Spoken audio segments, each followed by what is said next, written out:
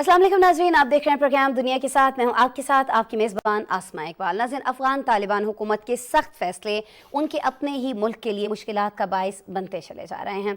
तालिबान की जानिब से 2 हफ्ते कबल ख़वातीन के किसी भी इदारे के साथ काम करने पर पाबंदी आयद कर दी गई थी।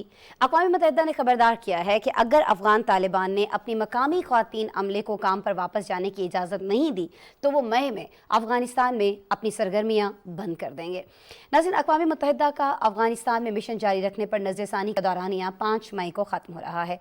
अक़वाम मुत्तहिदा ने खबरदार किया है कि अफ़गानिस्तान में ख़वातीन के काम करने पर पाबंदी से जो मुआशी बहरान है अफ़गानिस्तान के अंदर वो बहुत ज़्यादा संगीन हो जाएगा। अफ़गानिस्तान की बात हो रही है तो आपको बताएं कि अक़वाम मुत्तहिदा का मकामी अमला यहाँ पर 3,300 अफराद पर मुश्तमिल है, जिनमें 600 ख़वातीन शामिल हैं। अफ़गानिस्तान में सेहत की सहूलियात मुयसर नहीं हैं। 1,70,00,000 अफराद को फ़ौरी तिब्बी सहूलियात फराहम करने की ज़रूरत है। 8,75,000 अफ़गान बच्चे शदीद ग़िज़ाई किल्लत का शिकार हैं। ख़वातीन की बात करें तो 8,40,000 को बेहतर ग़िज़ा नहीं मिल पा रही है। अक़वाम मुत्तहिदा ही के अपने जो जारी किए गए आदाद शुमार हैं वो हमें ये बताते हैं कि 28 मिलियन अफराद को फ़ौरी तौर पर यहाँ खुराक की ज़रूरत है। लेकिन नाज़रीन, सवाल यहाँ ये पैदा होता है कि दीगर इमदादी इदारों की तरह अक़वाम मुत्तहिदा ने भी अगर काम छोड़ दिया तो फिर अफ़गानिस्तान के इन मासूम लोगों का बनेगा क्या, जो पहले ही आलमी इदारे की मदद के मुंतज़र हैं। आज इस सारी सिचुएशन पर हमारे पास पहले एक पैकेज है, एक रिपोर्ट है, वो आपको दिखाएंगे। फिर फैज़ुर रहमान साहब सीनियर सहाफ़ी अमेरिका से मुझे ज्वाइन कर रहे होंगे, उनसे बात करेंगे।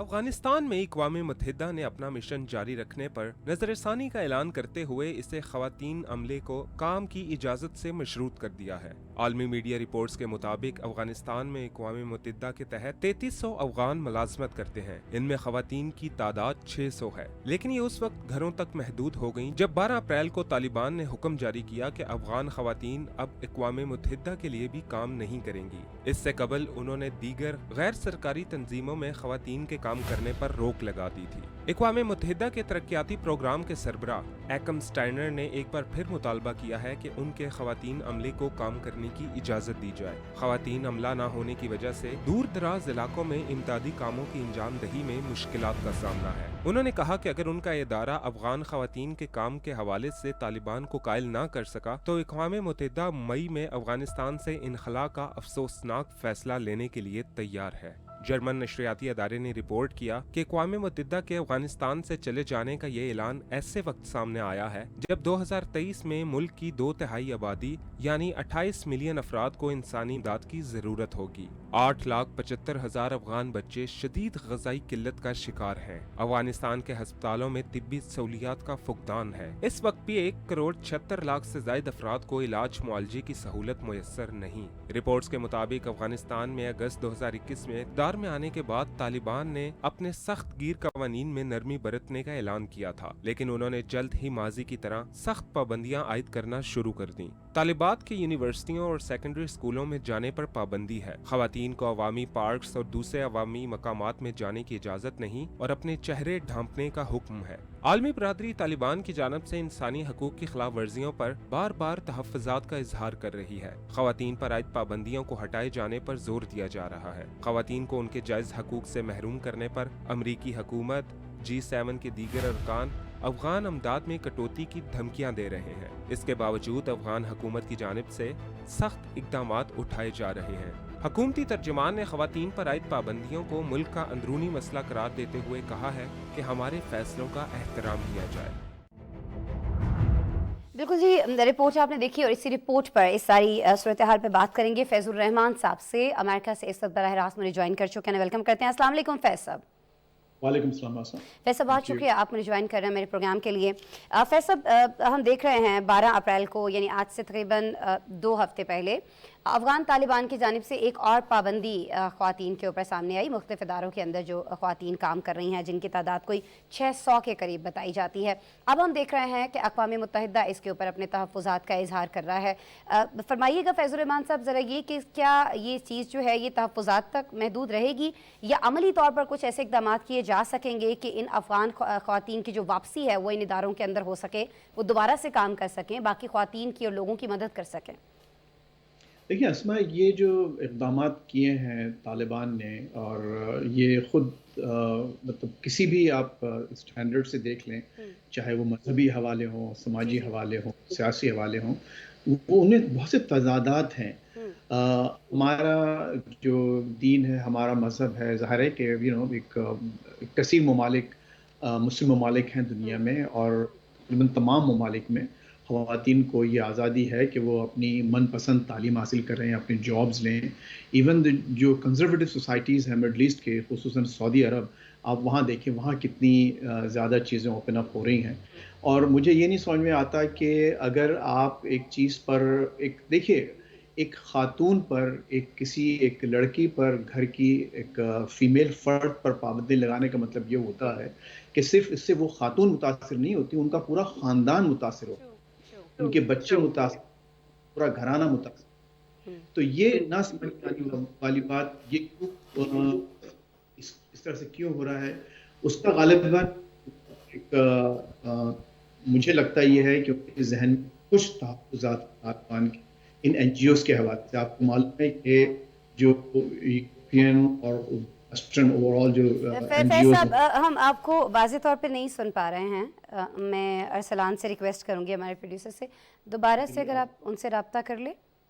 اچھا اب تھوڑے بہتر ہوا ہے جی کنیکشن ہمارا. فیض الرحمان صاحب فرمائیے گا، کیا کہہ رہے تھے آپ؟ جی تو میں یہی عرض کر رہا تھا جی کہ سر. ظاہر ہے اتنا سمجھ میں آنے والی بات ہے، لیکن ایک ہمیں یہ بات معلوم ہونا چاہیے کہ اقوام متحدہ نے یہ کوئی سزا کے طور پر نہیں کیا کہ چونکہ آپ نے پابندی لگا دی لہٰذا ہم اپنا پروگرام ختم کر رہے ہیں. انہوں نے اپنی بے بسی کا اظہار کیا ہے کہ وہ خواتین جو ورکرز کی عدم موجودگی کے نتیجے میں اپنا یہ پروگرام جاری نہیں کر سکیں گے، یعنی اٹس اے کیپیسٹی ایشو، کہ وہ ان کے پاس گنجائش نہیں رہے گی کہ وہ اپنا کام کر سکیں. اچھا مجھے یہ نہیں سمجھ میں آتا کہ دیکھیے افغانستان کوئی چھوٹا ملک نہیں ہے، ایک کروڑوں کی آبادی والا ملک ہے، اور اس میں ایک جو یہاں کی آدھی سے زیادہ، اگر کم از کم زیادہ نہیں تو آدھی آبادی خواتین پر مشتمل ہے، فیمیل آبادی ہے. اگر وہاں آپ فیمیل ورکرز کو کام کرنے کی اجازت نہیں دیں گے تو آپ کے ملک کی جو آدھی آبادی ہے ان کی خدمت کون کرے گا، ان کی کون ٹیک کیئر کرے گا، ان کے وہ مسائل جو صرف خواتین ہی حل کر سکتی ہیں ان کا کیا کیا جائے گا. تو یہ جو ایک موٹی موٹی باتیں نہ سمجھ میں آنے والی ہیں، اس سے میں عرض کر رہا تھا جو جب کنیکشن خراب ہونے ان چیزوں کو فیض صاحب ہم کچھ آسان بنا سکتے ہیں. چلیے سمجھانے کی حد تک ہم افغان طالبان کے لیول تک جا سکتے ہیں. ان کو بتایا جا سکتا ہے کہ دیکھیں ان کی خواتین جو باقی ہیں گھروں میں بیٹھی ہوئی، وہ بھی اس سے مشکلات کا شکار ہوتی ہیں. جہاں خاندان متاثر ہوتے ہیں وہاں ظاہر ہے مرد بھی، گھر کا سربراہ بھی، اگر اس کی وائف ٹھیک نہیں ہے، اگر اس کی بیٹی کی طبیعت صحیح نہیں ہے، اگر اس کی ماں کی طبیعت صحیح نہیں ہے اور وہ ایک خاتون ڈاکٹر کے پاس جانا چاہتی ہیں کسی بھی اپنے مسئلے کو لے کر، کسی خاتون ورکر کے پاس جانا چاہتی ہیں، تو یہ تو ان کے اپنے لیے صحیح نہیں ہے نا. تو یہ ان کو بات یہ سمجھانے کے لیے کیا کیا جانا چاہیے؟ دیکھیے اس میں کچھ میرا خیال ہے کہ کچھ کوششیں ہماری طرف سے بھی ہوئی ہیں، پاکستان کی طرف سے. پاکستان کے وہ علماء اکرام جو ان کے مسلک سے تعلق رکھتے ہیں انہوں نے بھی کوشش کی ہے، وہاں ہماری طرف سے وفود بھی گئے ہیں، اور ان کو یہ چیز سمجھانے کی کوشش کی گئی ہے کہ یہ وہ چیزیں ہیں جو نہ صرف یہ کہ عوام کے حق میں نہیں ہے، بلکہ خود جو ایک اقتدار میں جو طبقہ ہے اس وقت، اور جس کو یو این جو ہے وہ کہتا ہے کہ ڈی فیکٹو اتھارٹی، ظاہر وہ تسلیم نہیں کرتے اس حکومت کو، تو انہوں نے ایک ڈی فیکٹو اتھارٹی کا ایک نام دیکھ کر اس سے اپنے معاملات کرنے کی کوشش کی ہے. تو اب اس کا صرف ایک حل، اچھا دیکھیے اس میں تھوڑی بات ایک جسے کہتے ہیں کہ ایک دوسری طرف کی بات یہ پیش کرنا چاہ رہا تھا جب کنیکشن خراب ہونے سے پہلے، کہ اس میں تھوڑا سا جو ایک قصور ہے وہ ویسٹرن پاورز کا بھی ہے، یہاں کے اداروں کا بھی ہے، کہ انہوں نے این جی او کی شکل میں کچھ ایسے کام کیے ہیں وہاں جہاں سے وہاں یہ تاثر، اس پاکستان میں بھی یہ تاثر ہے اور دیگر دوسرے ممالک میں جو غیر مسلم غریب ممالک ہیں وہاں پر بھی یہ تاثر ہے کہ این جی اوز کی شکل میں وہاں پر کوئی دوسرے کام کیے جاتے ہیں، یعنی جاسوسی وغیرہ، جو کوٹ ان کوٹ، میں اپنی طرف سے نہیں کہہ رہا، جو وہاں ایک فیلنگ پائی جاتی ہے. تو ایک پہلو پر، ایک سطح پر ظاہر ہے کہ افغان طالبان کو یہ سمجھانے کی ضرورت ہے کہ اس موقع پر جبکہ وہاں کے معاملات انتہائی دگرگوں ہیں اور وہاں کی عوام سفر کر رہے ہیں، وہ ان کو مشکلات کا سامنا ہے، آپ کو تھوڑا سا हल्का रखने की ज़रूरत है इन नहीं, लेकिन मामलात पर, चले नंबर 1। देखिए फैसल, एक चीज़ तो चले हम मान लेते हैं कि उनके तहफ़्फ़ुज़ात हैं कि जो ख़वातीन या जो लोग एनजीओज़ में काम कर रहे हैं उनके बारे में, उनकी हरकत व सकनात के हवाले से उनके तहफ़्फ़ुज़ात बिल्कुल हो सकते हैं और उन्होंने वो सामने रखे भी हैं आलमी बरादरी के।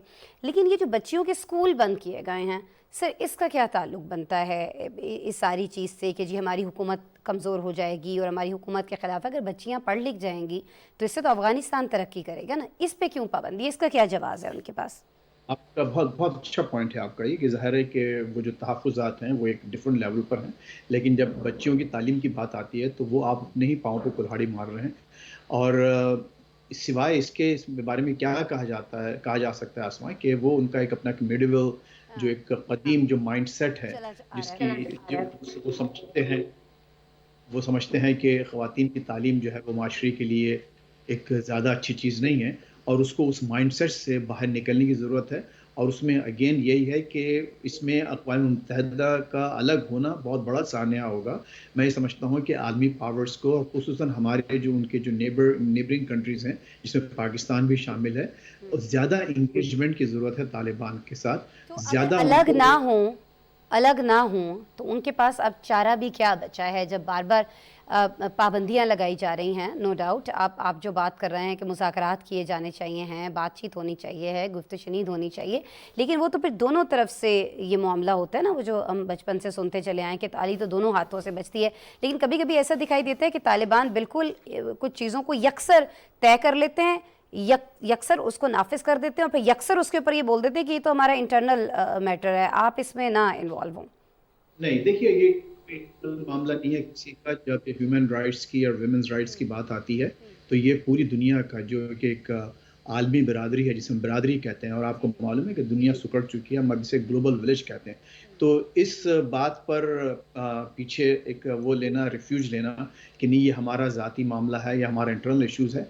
ह्यूमन राइट्स की जहाँ तक बात है, जिसमें ख़वातीन, बच्चे, बुज़ुर्ग, मर्द सब कुछ शामिल हैं, ये किसी भी कौम का अब ज़ाती और इंटरनल मामला नहीं नहीं रहा। रहा। और यही हाल अफगानिस्तान में, ज़ाहिर है कि अगर आलमी ताकतें पोजीशन लेती हैं तो मैं कम से कम उसको वेलकम करूंगा, कि वो उनको चाहिए कि वहाँ जाकर इन मामलात को प्रोटेक्ट करें। देखिए इसमें बहुत से पहलू हैं आसमा।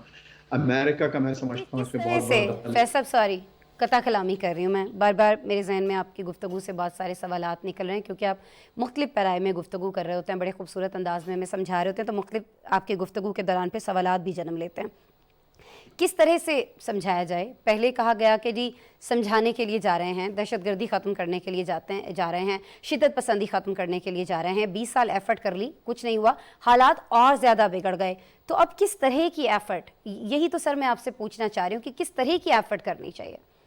देखिए इसमें एक बात ये है आसमा, कि अगर आप तालिबान की तारीख देखें, खुसूसन जो 9/11 के मामलात हैं और 9/11 के बाद जो जिस तरह से अफ़गानिस्तान पर हमला किया गया, आपने ये देखा है कि उन्होंने अपनी अपनी आइडियालॉजी के लिए पूरे मुल्क को तबाह और बर्बाद कर दिया, और इक़्तिदार छोड़ने पर भी राज़ी हो गए और भाग गए, सब कुछ छोड़ छाड़ के, और इत्तेहादी ताकतों खुसूसन अमेरिका के हवाले वो मुल्क कर गए। तो इनकी तारीख तो ये बताती है कि वो इतने सख्त नज़रियात के हामिल हैं, और उस पर इतनी उनमें बिल्कुल लचक बिल्कुल नहीं है कि वो किसी तौर पर भी अपने नज़रियात पर समझौता कर सकें। ये इनकी तारीख है। अब उस तारीख से हम क्या सबक सीख सकते हैं और उनके वहाँ के अफ़गान अवाम के लिए क्या कर सकते हैं? देखिए इसमें कोई शक नहीं कि 9/11 से पहले अफ़गानिस्तान एक मुख्तलिफ मुल्क था, वहाँ 5 साल तालिबान की हुकूमत रही थी। लेकिन उसके बाद जो वेस्टर्न पावर्स की वहाँ इंटरफेरेंस के बाद वहाँ एक नई सोसाइटी ने भी जन्म लिया है। वहाँ पर ऐसी एक जो मिडिल क्लास बड़ी है, वहाँ पर ख़वातीन बहुत आगे आई हैं, वहाँ पर टीवी स्टेशंस, रेडियो स्टेशंस खुले हैं। तो अब मैं नहीं समझता कि अगर वाक़ईतन तालिबान अपनी इस कौम से सिंसियर हैं, तो वो इस बात पर इंसिस्ट करेंगे कि ये पाबंदियाँ रहना चाहिए। इसका क्या हल है? आसमा, मैं कोई वाज़ेह हल देने से क़ासिर हूँ, सिवाय इसके कि मैं ये कह सकता हूँ, और इसमें ज़ाहिर है जैसे मैंने इससे पहले कह रहा था कि ये पूरी सिचुएशन डेवलप हुई है, इसमें अमेरिका का और वेस्टर्न पावर्स का भी बहुत बड़ा एक हिस्सा है। कि अमेरिका ने जिस तरह से वहाँ विथड्रॉ किया और जिस तरह से तालिबान को باقاعدہ ایک امپلسٹلی تسلیم کرتے ہوئے مذاکرات کیے اور پورا ملک ان کے پاس ان کے دوبارہ حوالے کیا بغیر کسی کنڈیشنز کے، بغیر کوئی تحفظات رکھتے ہوئے. تو امریکہ کا بہت بڑا ہاتھ ہے اور امریکہ کو چاہیے کہ اپنی اس ویسٹرن ایفرٹس کو لیڈ کرتے ہوئے دوبارہ وہاں کچھ انگیجمنٹ شروع کریں. اسٹک اینڈ کیرٹس جو ایک خاص ایک ڈپلومیسی کی اور فوجی ایک ٹیکٹک ہے، اس کو وہاں اگین استعمال ہونا چاہیے. اگر افغان طالبان یہ کرنے پر راضی نہیں ہوتے، دیکھیے اس کا جو بلو بیک ہے وہ پاکستان پر بھی، اس کا جو میں بلو بیک تو نہیں کہوں گا، پاکستان پر بھی اس کا بہت بڑا امپیکٹ ہو رہا ہے اور مزید بڑھے گا اگر وہاں کے حالات مزید خراب ہوتے ہیں.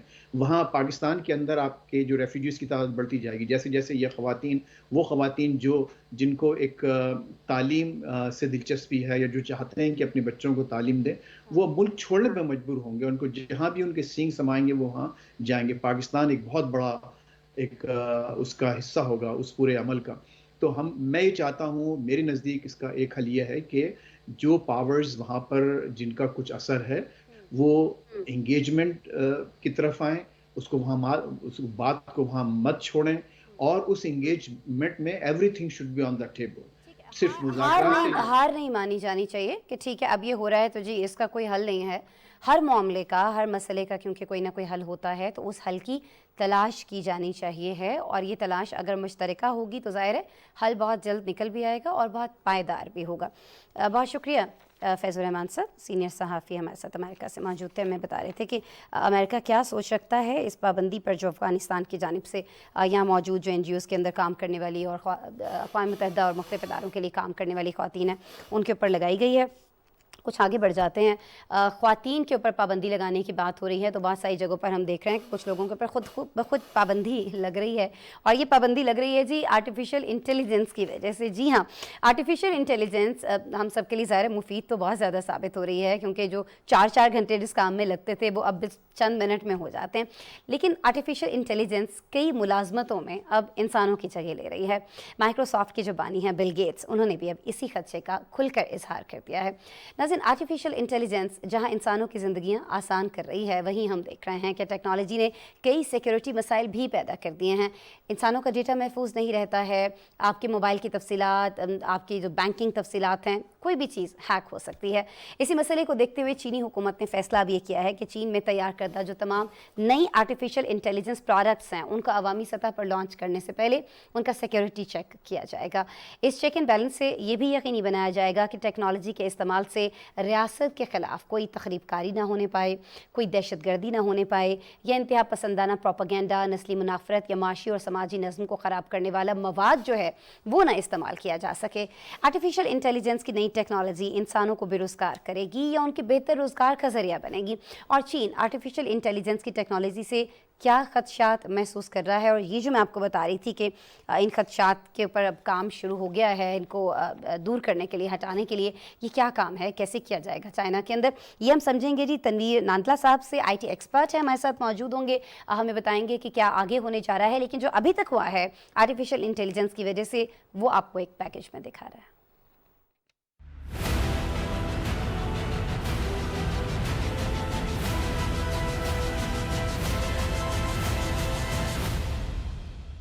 چین نے رواں ماہ نئی تیار ہونے والی آرٹیفیشل انٹیلیجنس کی مصنوعات کے حوالے سے نیا قانونی مسودہ تیار کیا ہے، جس کے تحت ان مصنوعات کو ریلیز کرنے سے قبل ان کی سیکیورٹی جانچ کی جائے گی. سائبر اسپیس ایڈمنسٹریشن کی جانب سے جاری تفصیلات کے مطابق آرٹیفیشل انٹیلیجنس کی حامل مصنوعات کی سروسز عوام کو فراہم کرنے سے قبل ان کا سیکیورٹی جائزہ لیا جائے گا. اس کا اطلاق نیشنل انٹرنیٹ کے تمام انضباطی اداروں پر ہوگا. چینی حکام کا اس حوالے سے کہنا ہے کہ آرٹیفیشل انٹیلیجنس سے پیدا ہونے والے مواد میں سماجی اقدار جھلکنی چاہیے، اسے ریاست کے خاتمے کا حامل مواد نہیں ہونا چاہیے.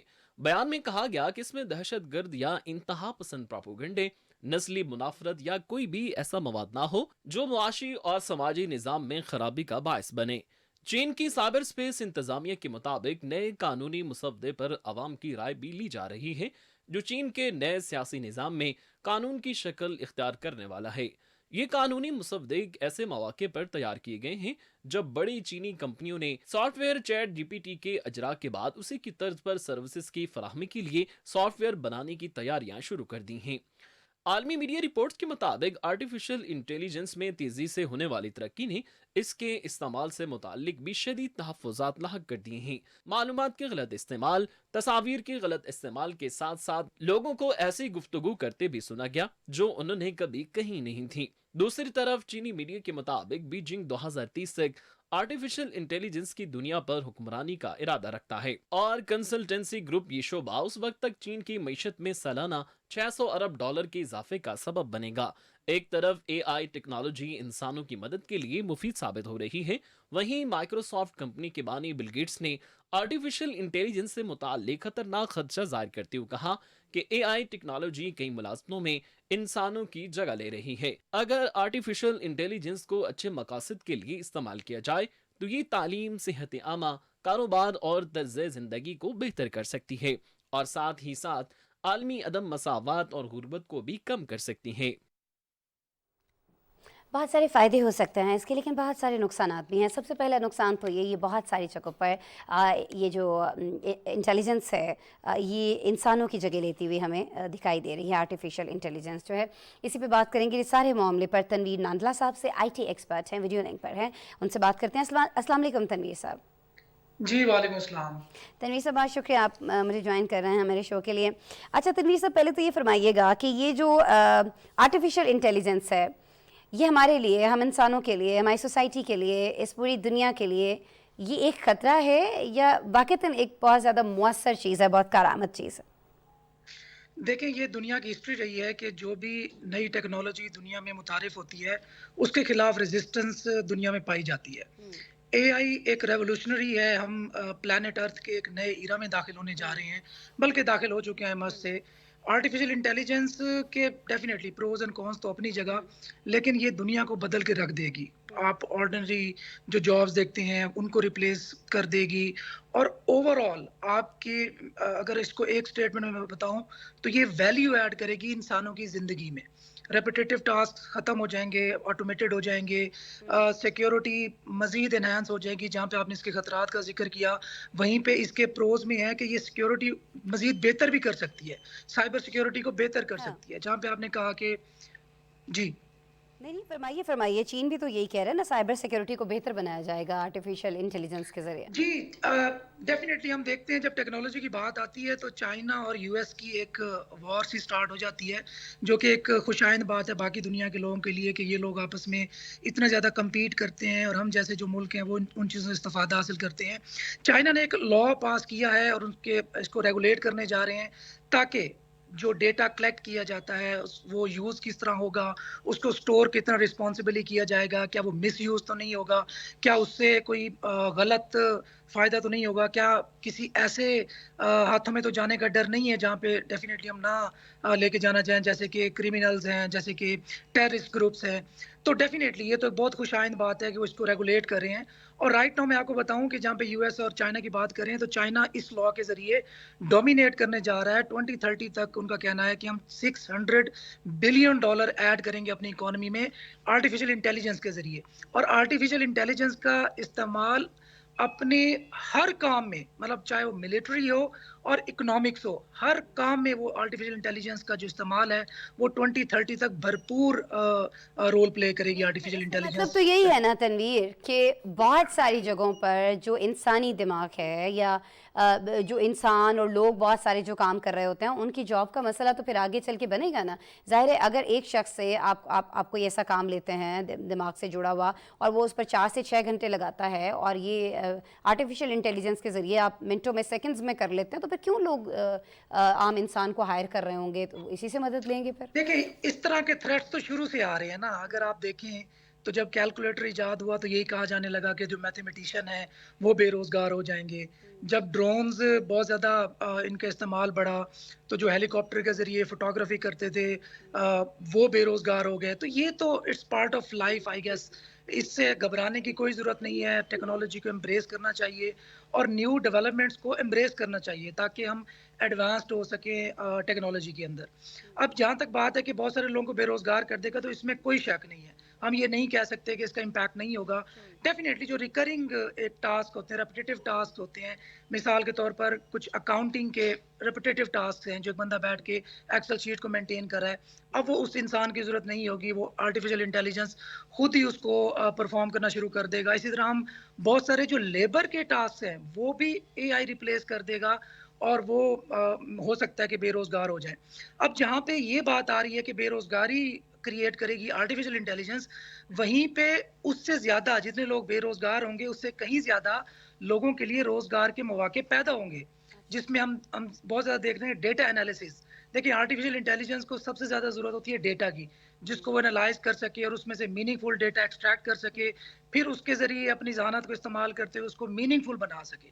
तो जहाँ पे प्रोग्रामर्स की डिमांड बढ़ जाएगी, डेटा एनालिटिक्स जो डेटा एनालिसिस करते हैं, उनकी डिमांड बढ़ जाएगी और यहीं पे हम देखते हैं कि फिर उस डेटा को ओवरव्यू करने के लिए उसको हम कहाँ खड़े ये हैं? देखने के पाकिस्तान कहाँ पर खड़ा है? हम अपने बच्चों को तैयार कर रहे हैं इसके लिए, रेडी कर रहे हैं कहीं ना कहीं?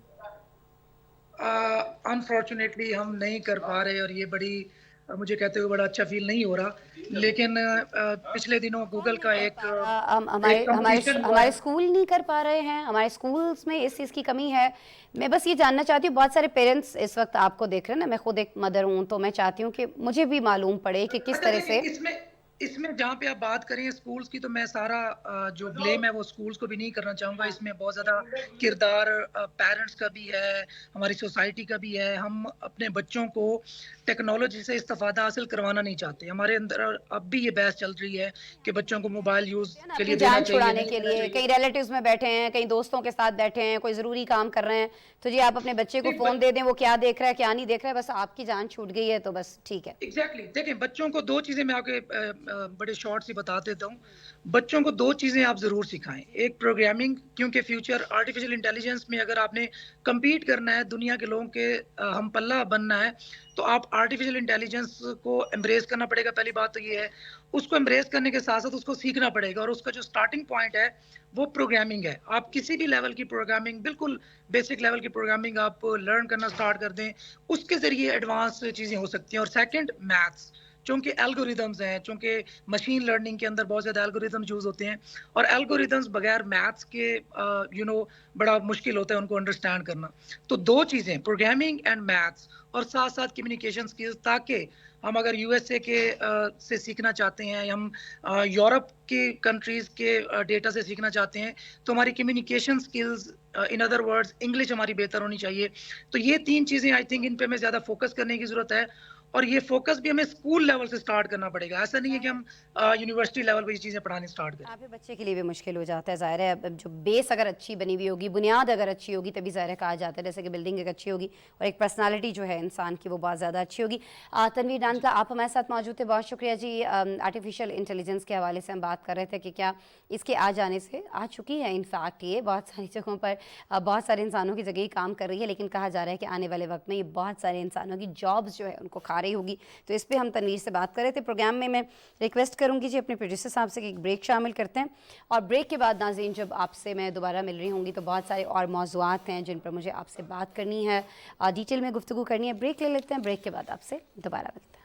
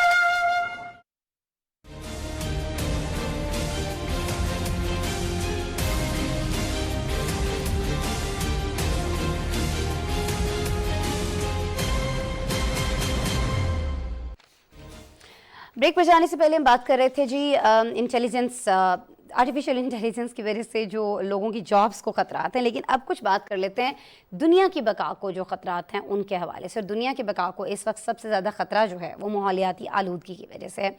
नाज़रीन, हमारे माहौल को आलूदा करने की एक जो बहुत बड़ी वजह है, बहुत सारी वजूहात में से वो कोयले का बहुत ज़्यादा इस्तेमाल है।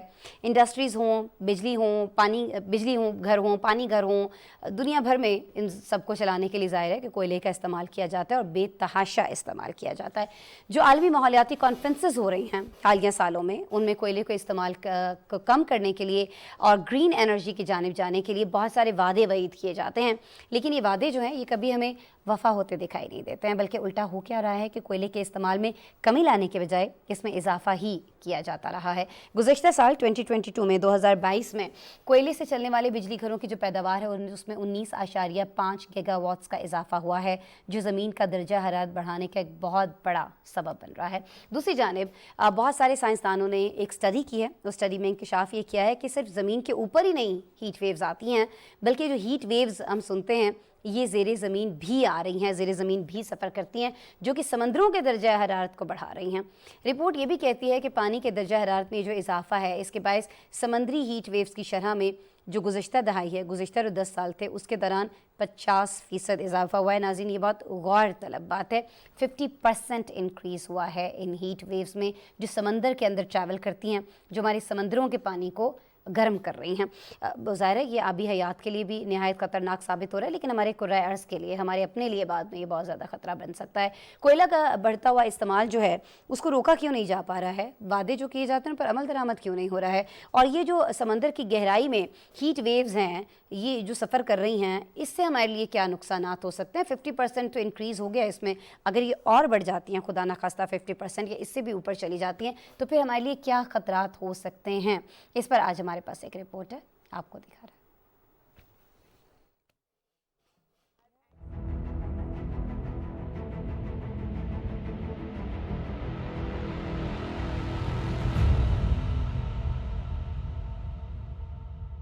दुनिया में माहौलियाती तब्दीलियों के बढ़ने का एक बड़ा सबब इंडस्ट्रीज में कोयले का इस्तेमाल है। हालिया सालों में मुख्तलिफ ममालिक की जानिब से वादों के बावजूद कोयले के इस्तेमाल में इजाफा हुआ है, जो जमीन का दर्जा हरारत बढ़ाने का सबसे बड़ा जरिया है। खबर इदारे एसोसिएटेड प्रेस के मुताबिक गुज़िश्ता साल 2022 में कोयले से चलने वाले बिजली घरों की पैदावार में 19.5 गीगावाट्स का इजाफा हुआ है, जो 1,50,00,000 घरों को बिजली फराहम करने के लिए काफी है। तवानाई के मंसूबों पर नजर रखने वाली तंजीम ग्लोबल एनर्जी मॉनिटर के तहत शाया होने वाली रिपोर्ट के मुताबिक कोयले के इस्तेमाल में 1% इजाफा ऐसे वक्त पर देखा गया है जब मौसमियाती तब्दीलियों पर काबू पाने के अहदाफ की गर्ज से कोयले की बिजली घरों को बंद करने की जरूरत है। मीडिया रिपोर्ट्स के मुताबिक दुनिया भर में कोयले के 2500 प्लांट्स मौजूद हैं, जबकि आलमी सतह पर तवानाई की तंसीबात में से 1/3 कोयले के जरिए चलती हैं। कोयले के बढ़ते इस्तेमाल को रोकने के लिए 2015 में पेरिस में होने वाले आलमी माहौलियाती कॉन्फ्रेंस में एक मुआहिदा किया गया था। 2015 के अहदाफ हासिल करने के लिए जरूरी है कि तमाम अमीर ममालिक 2030 तक कोयले के प्लांट बंद कर दें, जबकि तरक्की पसीर ममालिक को 2040 तक का वक्त दिया गया है। एक तरफ कोयला जमीन का दर्जा हरारत बढ़ा रहा है, वहीं दूसरे जानिब साइंसदानों ने पहली मर्तबा समुंदर की गहराई में हीट वेव्स को दरियाफ्त किया है, जिससे दुनिया में मौसमियाती तब्दीलियों के एक और खतरनाक असर का इंदिया मिलता है। जर्नल नेचर कम्युनिकेशन में शाया तहकीकाती रिपोर्ट में बताया गया कि हीट वेव का सामना हमारी जमीन की सतह पर रहने वालों को ही नहीं होता, बल्कि इससे बहरी हयात को भी नुकसान पहुंच रहा है। अमरीकी दाने की इस तहकीक में शामिल माहिरीन ने बताया कि 10 साल से ज्यादा अरसे से समुद्र की सतह पर हीट वेव का मुशाहिदा किया गया। तहकीक करने वाले माहिरीन का मानना है कि समुद्रों की गहराई में हीट वेव से दुनिया भर के लिए बहरी निजाम पर ड्रामाई असरात मुरतब हुए हैं, जबकि छोटी और बड़ी हर तरह की समुद्री हयात को नुकसान पहुंचा है। तहकीक में बताया गया कि आलमी दर्जे हरारत में इजाफे के बायस बढ़ने वाली हरारत का 90% हिस्सा समुंदर जज्ब करते हैं। पानी के दर्जा हरारत में इजाफे के बाद समुद्री हीट वेव्स की शरह में गुज़िश्ता दहाई के दौरान 50% इजाफा हुआ है। तहकीक में ये भी इंकशाफ हुआ है कि सतह पर दर्ज हरारत में इजाफा न होने पर भी समुद्र की गहराई में हीट वेव का सामना हो सकता है। محققین نے کہا کہ یہ واضح ہے کہ ہمیں سمندروں کی گہرائی پر زیادہ توجہ مرکوز کرنے کی ضرورت ہے، کیونکہ وہاں رہنے والے جانداروں کو سطح کے مقابلے میں بالکل مختلف قسم کی ہیٹ ویوز کا سامنا ہوتا ہے۔ بالکل جی، پروگرام میں بڑھتے ہیں آگے اور اب آپ کچھ بتاتے ہیں کہ دنیا بھر میں جب ماحولیاتی تبدیلیوں کی بات ہوتی ہے تو جہاں پر ہیٹ ویوز آ رہے ہیں، بارشیں بہت ساری جگہوں پر ہو رہی ہیں، سیلاب بہت ساری جگہوں پر ہو رہی ہیں، تو ایک بہت بڑی وجہ جو ہے ماحولیاتی تبدیلیوں کی وہ بتائی جا رہی ہے کہ فاسل فیولز ہیں۔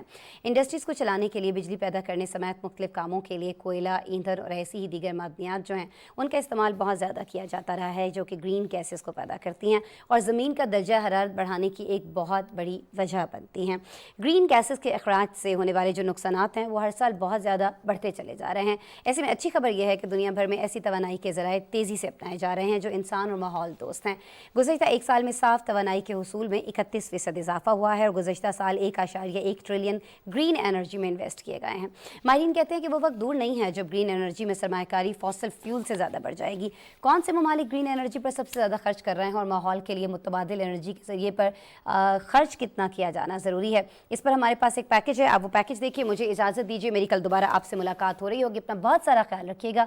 رپورٹ دیکھیے، اللہ نے کے بعد۔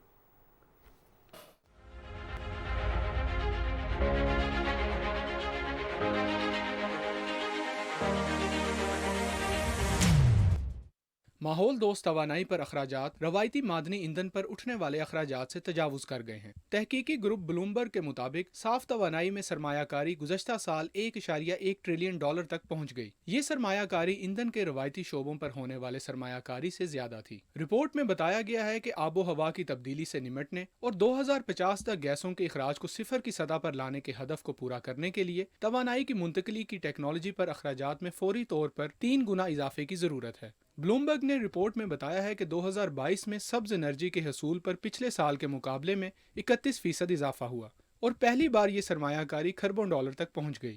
روس کے یوکرین پر حملے کے بعد توانائی کا جو بحران پیدا ہوا، شفاف توانائی پر سرمایہ کاری میں اضافہ اس کی ایک وجہ ہے۔ بلومبرگ کے عالمی تجزیہ کے سربراہ البرٹ چیونگ نے کہا ہے کہ صاف توانائی کی ٹیکنالوجیز میں سرمایہ کاری ایک ایسی نہج پر پہنچ گئی ہے جہاں وہ فاسل فیول کی سرمایہ کاری کو پیچھے چھوڑ جائے گی۔ رپورٹ میں بتایا گیا ہے کہ چین اب توانائی کی منتقلی میں سرمایہ کاری کرنے والا بھی سب سے بڑا ملک بن گیا ہے، جبکہ امریکہ اس سے بہت پیچھے دوسرے نمبر پر ہے۔ کل عالمی سرمایہ کاری میں سے تقریباً نصف چین میں کی گئی ہے، خاص طور پر سٹیل کی ری سائیکلنگ، قابل تجدید توانائی اور الیکٹرک گاڑیوں کے شعبوں میں یہ سرمایہ کاری کی گئی ہے۔ یورپی ملک جرمنی نے کلین انرجی پروجیکٹ میں تیسری پوزیشن برقرار رکھی ہے۔ اس کی بنیادی وجہ الیکٹرک گاڑیوں کی بڑی مارکیٹ ہے۔ سمندری ہواؤں سے حاصل ہونے والی توانائی کے معاہدوں میں کمی کے باعث برطانیہ سرمایہ کاری میں تقریباً 5ویں نمبر پر آ گیا ہے۔ قابل تجدید توانائی 495 بلین ڈالر کی سرمایہ کاری کے ساتھ عالمی سطح پر سب سے بڑا شعبہ تھا۔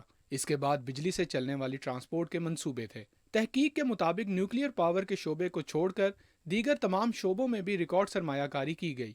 توانائی کی منتقلی کی ٹیکنالوجی میں اس وقت بھی اضافہ ہو جاتا ہے جب بہت سے ممالک توانائی کو محفوظ کرنے کے لیے معدنی ایندھن کی سرمایہ کاری میں اضافہ کر دیتے ہیں۔ یوکرین میں جنگ کے باعث عالمی توانائی کی فراہمی میں اس وقت خلل پیدا ہو گیا ہے، جب روس پر اس حملے کی وجہ سے سخت پابندیاں عائد کر دی گئیں، جو معدنی ایندھن پیدا کرنے والا سب سے بڑا ملک ہے۔ اس نے جواباً یورپی یونین کے ممالک کو گیس کی سپلائی میں کٹوتی کر دی۔